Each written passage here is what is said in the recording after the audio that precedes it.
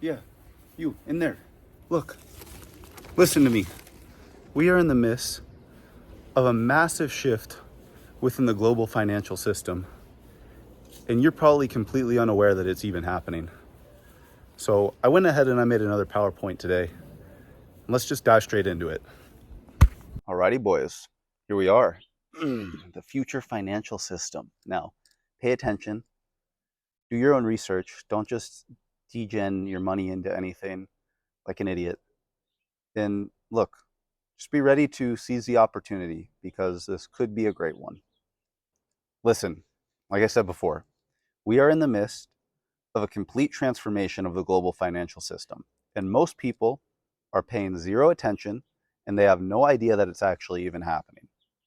So the way that the internet and email changed the way that we communicate, it changed the speed and the accessibility of information.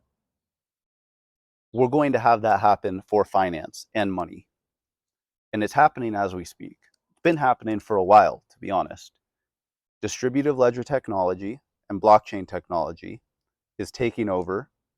And if you aren't paying attention, you are going to lose.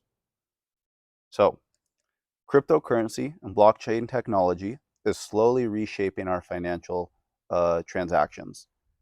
It is making them faster, cheaper, and more secure. Now, often when cryptocurrency is mentioned, the first thing that people will talk about or think about is Bitcoin or Ethereum. But these aren't important, in my opinion. They started us off and they opened the floodgates for this kind of technology, but Bitcoin is slow and old, and Ethereum is expensive. So these technologies, I like to compare them to something like AOL or MySpace in terms of the internet. They were there at the beginning, and they were popular to start off, but they didn't win the race. They got left behind because better technology came along. And then people will often also talk about decentralization and how it's important that something like Bitcoin is decentralized, which I don't even really agree with, to be honest.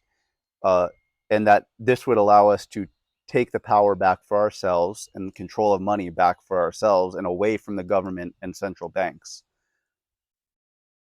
But do you really think that the people in power, the people with all the money, the central banks of the world and the governments are going to allow something like that to happen, where they just lose control of everything?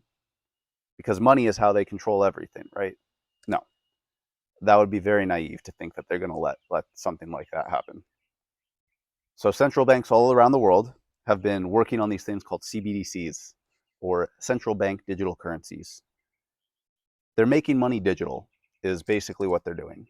And this means that they'll be able to have complete access and oversight of all of the money. It will all be on the blockchain, so they'll be able to see how much everybody has, what they're spending it on, and if they really wanted to, if things get really bad, they'd have the power to just toggle off a bank account. We don't like what you're doing. You can't go spend money here. You can't go do this. You can't go do that. And that's the way that things are headed. CBDCs have been in development and are being launched in pilot programs all around the world as we speak. So this is happening, and it's been happening whether we like it or not. Now it's up to me and you and whoever else if they're going to capitalize on this transition and this shift that's happening.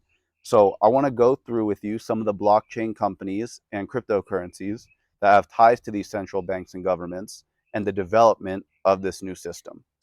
Number one, boys, XRP.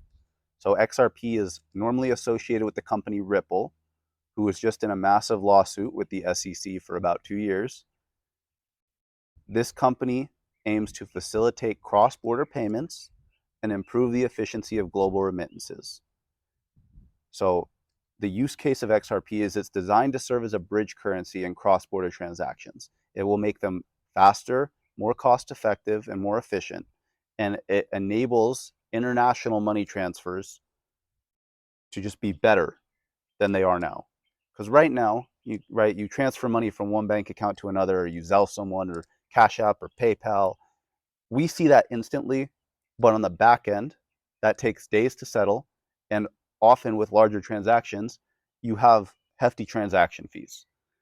Using technology like this, that fixes almost all of those problems.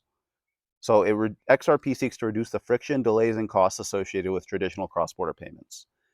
Potentially, we don't know for sure yet, potentially revolutionizing the remittances industry. So Ripple, the company, has been working with central banks all around the world, plenty that they've mentioned, and they've said that there's more that they haven't announced, to help build CBDCs on top of the XRP ledger.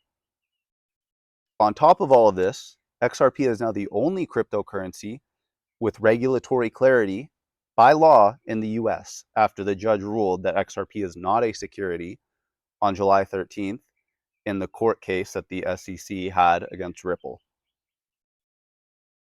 Next is Stellar XLM.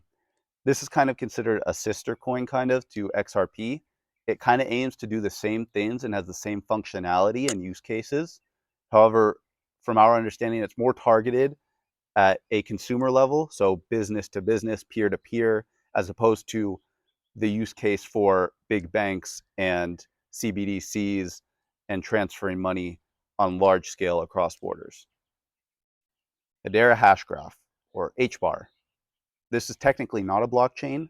This one's a hash graph, so it's a bit of a different technology. But Adera Hashgraph is a decentralized public ledger designed for fast and secure transactions and smart contracts. So the platform offers various applications. This includes supply chain management, tokenization of assets, and secure data sharing. We got to think, guys, everything is becoming digital. Ever since the internet started, slowly but surely, everything is starting to become digital.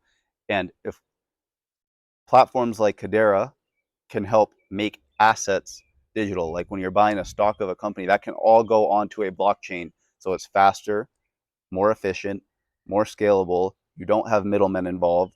Everything is smoother. So HBAR's fast consensus algorithm and security features make it suitable for a wide range of use cases in finance and beyond. Now, the way that the hash graph runs is a governing council. Right now, there are a lot of big names on there, some of them including Google, IBM, Boeing, Dell, and LG, just to name a few. So you guys, they're working with big players in big industries. 4, Algorand, or ALGO. So Algorand is a blockchain platform known for its scalability, speed, and security. ALGO supports the creation of decentralized applications and smart contracts and can be used for various financial applications, including asset tokenization and stablecoins. So same thing as before, tokenizing assets, putting things on the blockchain. Algorand's design aims to address scalability and security issues, and it makes it a promising platform for financial institutions and DeFi projects.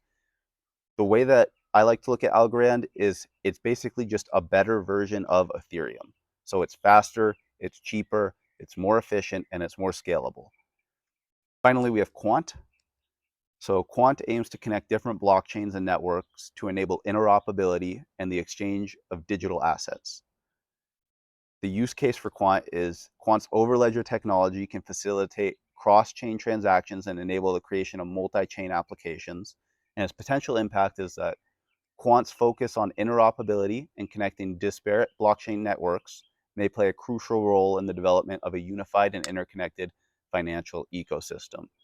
So Quant could be very useful and very vital to interconnect all of these different blockchains that are going to be used within this new financial system. Quant aims to make it easier for all of these systems to work together. They're kind of the middleman of all of the blockchains. It's the way that I like to look at it. This is just a list of 5 that I personally believe in greatly and have done the most research on.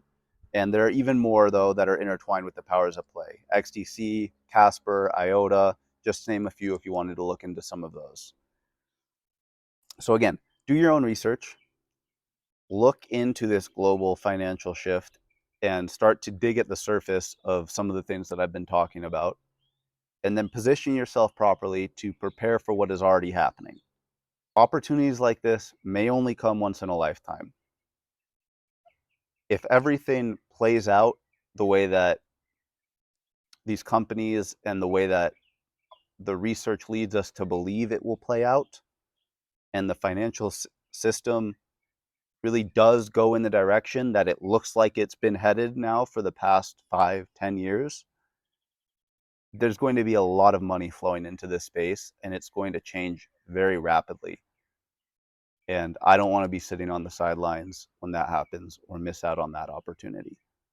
So I hope that I was able to provide some value, provide some knowledge, and if anything else, just make a little flicker go off in your head that makes you think about this maybe today or tomorrow, and prompts you to just look into it. Even if you don't believe in it, just take a look and see what you think. Until the next time.